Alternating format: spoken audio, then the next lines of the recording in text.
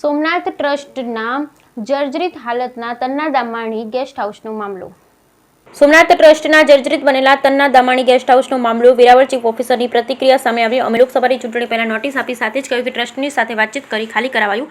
જોકે સવાલ એ છે કે આ જર્જરિત ઇમારત વર્ષોથી જોખમી બની, પરંતુ નગરપાલિકાની હવે આંખો ખુલી. બ્યુરો રિપોર્ટ મહેન્દ્ર ટાંક, ગીર સોમનાથ.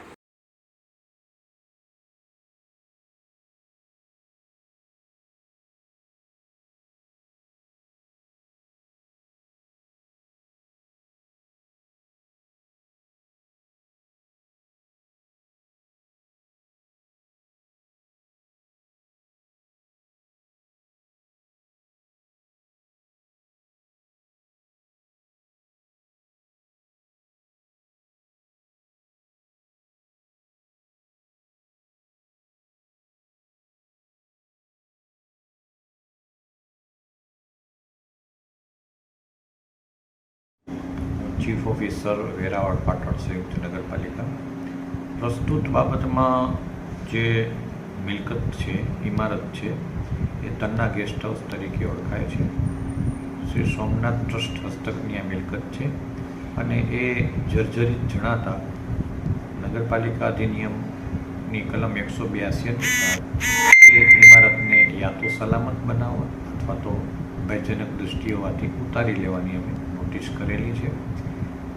અમારી ટ્રસ્ટ સાથેની થયેલી ચર્ચા મુજબ એ ઇમારત ખાલી કરાવી અને ટ્રસ્ટ એ ઉતારાવી લેશે.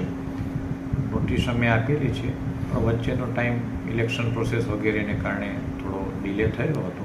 પણ હવે ફરીથી આ બાબતને આપણે સક્રિયતાથી જોઈ રહ્યા છીએ, કરી રહ્યા છીએ અને ટૂંક સમયમાં ટ્રસ્ટના માધ્યમથી આ ઇમારત ઉતરી જાય એ પ્રકારની આપણે વ્યવસ્થા ગોઠવેલી છે. સર, નોટિસ આપી અને કેટલો સમય થયો?